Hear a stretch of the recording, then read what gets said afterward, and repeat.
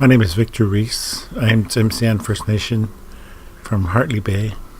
My traditional name is Wilacha, which is a killer whale crest symbol.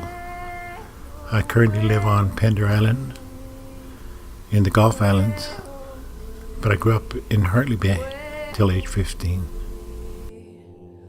In 1986, I noticed the first symptoms of diabetes, the onset of diabetes, and had this massive weight loss.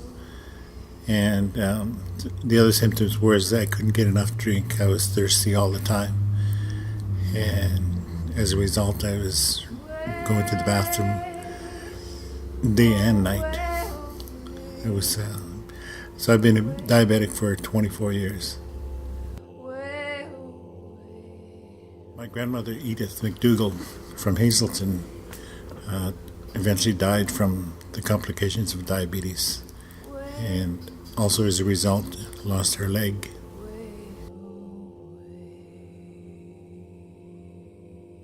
My name is Sharon Jinkerson Brass. I'm from Key First Nations in Saskatchewan. My traditional name is Wapsi Pineshi Ikwe. It means White Thunderbird Woman, and I'm a member of the Thunderbird clan of the Anishinaabe Nation. Today I live on Pender Island in BC. My grandfather and mother both died way too young from diabetes.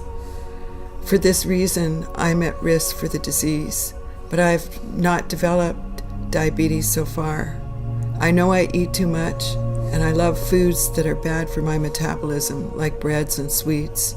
I'm afraid I will one day get this disease, and yet I struggle to maintain the recommended diet.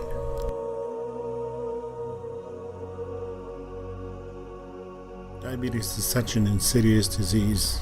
You feel so good and healthy that you don't pay attention to the symptoms.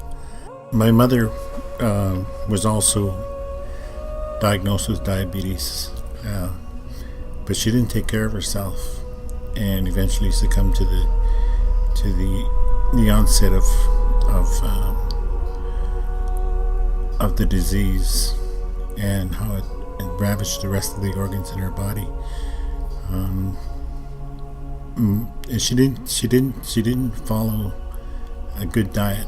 She didn't follow the regime of drugs that they gave her, and as a result of that, she suffered the consequence of having heart failure, and she eventually was put on dialysis, and it only lived for a year following that because her major organs were too far beyond. My sister Helen, also my oldest sister, died from complications from diabetes. I find portions really hard to observe. I love to feast.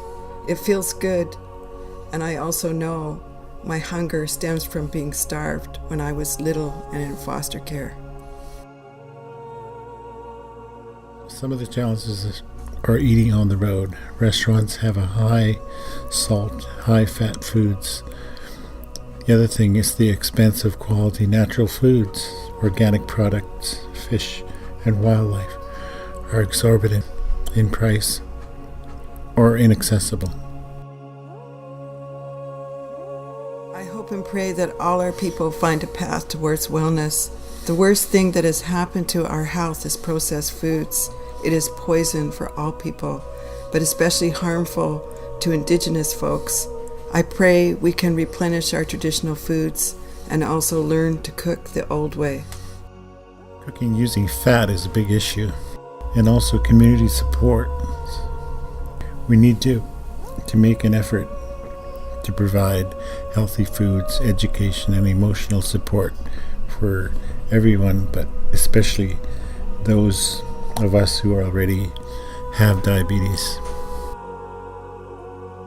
I pray we get back to our traditional medicines and to have a central support system for First Nations diabetics.